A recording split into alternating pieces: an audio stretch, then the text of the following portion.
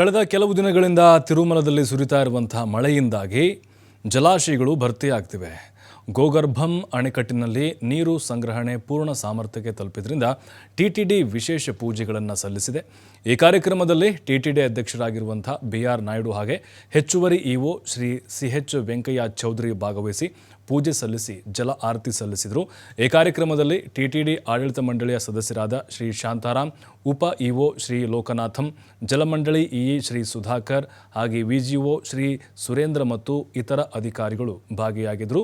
ತಿರುಪತಿ ತಿರುಮಲದಲ್ಲಿ ಧಾರಾಕಾರ ಮಳೆಯಾಗ್ತಿರುವಂಥ ಹಿನ್ನೆಲೆ ಬಹುತೇಕವಾಗಿ ಎಲ್ಲ ಜಲಾಶಯಗಳು ಭರ್ತಿಯಾಗಿದ್ದಾವೆ. ಅದರಲ್ಲೂ ಗೋಗರ್ಭಂ ಅಣೆಕಟ್ಟು ಟಿಟಿಡಿಯಿಂದ ವಿಶೇಷವಾದಂಥ ಪೂಜೆಯನ್ನು ಸಲ್ಲಿಸಲಾಗಿದೆ.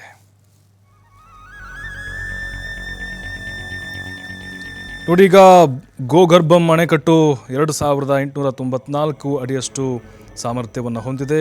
ಅದರ ಜೊತೆಗೆ ಪ್ರಸ್ತುತ ಸಂಗ್ರಹಣೆ 2833 ಲಕ್ಷ ಗ್ಯಾಲನ್ಗಳನ್ನು ಹೊಂದಿದೆ. ಹಾಗಾಗಿ ಟಿಟಿಡಿ ಕೂಡ ಸಂಪನ್ನವಾಗಿದೆ.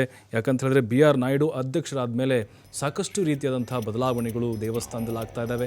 ಜೊತೆಗೆ ಪ್ರಾಕೃತಿಕವಾಗಿಯೂ ಕೂಡ ಪ್ರಕೃತಿ ತಾಯಿ ಆ ಒಂದು ಟಿಟಿಡಿಯ ಮೇಲೆ ಅನುಗ್ರಹವನ್ನು ತೋರಿದ್ದಾಳೆ. ಅದರ ಜೊತೆಗೆ BR ನಾಯ್ಡು ಅವರು ಕೂಡ ಸಾಕಷ್ಟು ರೀತಿಯಾದಂಥ ಅರ್ಥಪೂರ್ಣ ಕಾರ್ಯಕ್ರಮಗಳಲ್ಲಿ ಭಾಗಿಯಾಗ್ತಾ ಇದ್ದಾರೆ.